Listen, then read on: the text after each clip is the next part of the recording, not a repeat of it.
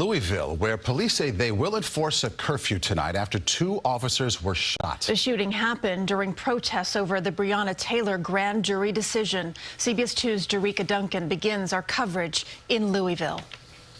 Right there, officer down, right there, officer down. Officials in Louisville say they have video that shows 26-year-old Lorenzo Johnson shooting 2 police officers during last night's protest following the grand jury's decision in the Breonna Taylor case. I'm extremely happy to report that one of them was treated and released from University Hospital with a leg wound, and the other, who was struck in the abdomen, is in stable condition after undergoing significant surgeries and is expected to recover.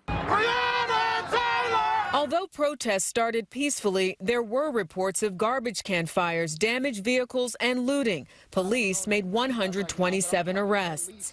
The protest came after months of waiting for a decision in Taylor's case. Former Louisville detective Brett Hankinson was indicted for endangering lives when he fired 10 shots into an apartment next to Taylor's. Hankinson was arrested and released on bail. Officers Jonathan Mattingly and Miles Cosgrove, who fired the shot that killed Taylor, will not face state criminal charges. The use of force by Mattingly and Cosgrove was justified to protect themselves.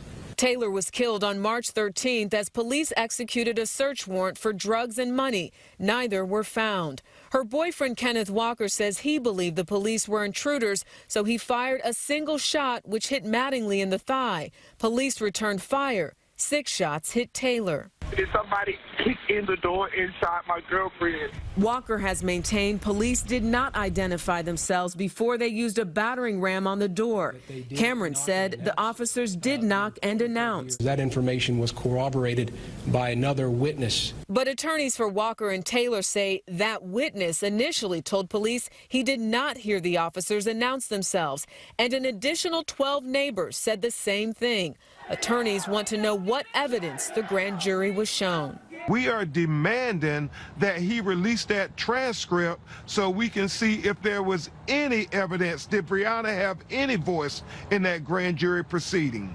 The FBI is conducting a separate investigation. One of the things they'll be looking into is whether or not police obtained that warrant using false information. Meanwhile, Hankinson is under investigation by an FBI-led task force for alleged sexual assault claims in another case unrelated to Breonna Taylor's. Jericka Duncan, CBS News, Louisville, Kentucky.